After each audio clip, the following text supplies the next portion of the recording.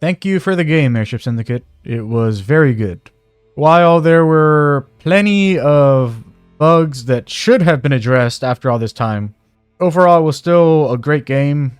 And honestly, probably like one of the best RPGs I've played in a long time. Like I'd say I probably actually like this more than I did Battle Chasers Night War, and I loved Battle Chasers Night War, but Battle Chasers Night War, like my major issue with that game was how difficult it was to keep your parties balanced, like, you know, to make it that the characters that weren't accompanying you into battle as your main party, like keeping them leveled with the rest of your party was so difficult to do in that game.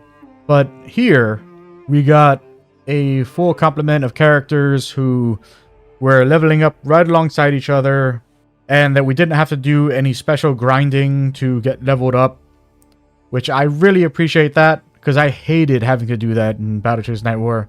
Like, I made those videos about leveling in Battle Chasers because of how difficult it was to level in that game. So I'm very grateful that while yes, that's a video. I mean, I did technically post a leveling video, but for this game, but I only did that because it was something I noticed could be done, was to use those golems or guardians, whatever they were called. I noticed that it was something that could be used to level like in Battle Chasers, but it's not necessary. Like this game, like you, just by playing through all of the story and the side content, you're able to get all of your characters fully leveled up.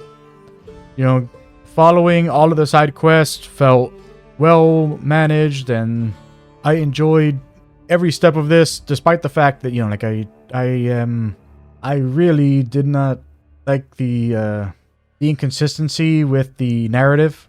Like there were way too many points where like either like, you know, they forgot to include a scene, or like maybe they never made the scene and it was just bad bad writing. You know, just like things where, I mean, like Thresh. They never should have known about Thresh. That's just simple fact of how the story was dealt out to the player. Like there was at no point should you have known, or at no point should your party have known who Thresh was. But right before we met the NPC who actually told us about Thresh, we already somehow knew who Thresh was. That's terrible writing. Or like I said, maybe it's not terrible writing. Maybe it was that, you know, whoever was in charge of getting those scenes put in, that they played in the order that makes sure that everything is sequential, like messed up and didn't include the scene that needed to be included at some point where they learned about Thresh. I don't know which the case is. I just know that that was very upsetting to have that happen. Obviously, the many bugs that we've encountered through this, the fact that the entire time I had to constantly be switching my display to be able to capture the game was ridiculous. For now, this is going to be the end of my coverage of Ruined King, a League of Legends story. This was honestly a fantastic game with many flaws, but if you are a fan of turn-based RPGs, definitely recommend it. It's a lot of fun, and I really hope that this is a sign of things to come from Airship Syndicate. What I really hope, what I hope they've been leading up to this whole time is that, you know, they did Battle Chasers, they did League of Legends game, you know, they have proven they have the chops. So what I'm hoping is going to happen, what I'm hoping they've been leading towards, what I'm hoping is the reason that they chose to make Darksiders, I'm forgetting the name of it, you know, the one where you play as Strife and War.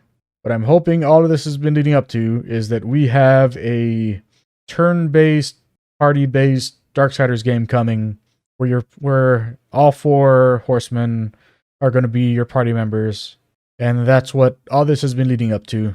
I would be so happy if that ends up being the case, because that was honestly the thing that I had been hoping for from the beginning.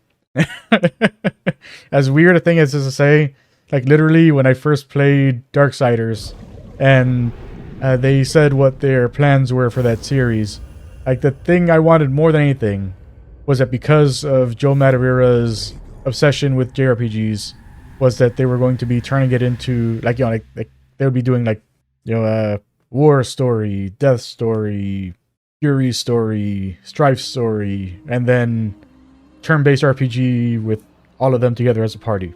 And now we've gotten all 4 games, so all that's left, if my prediction ends up being true, then that's the only game left for them to make, and I really hope that's what they're working on. Anyways, thanks to anyone who has been sticking around to watch these.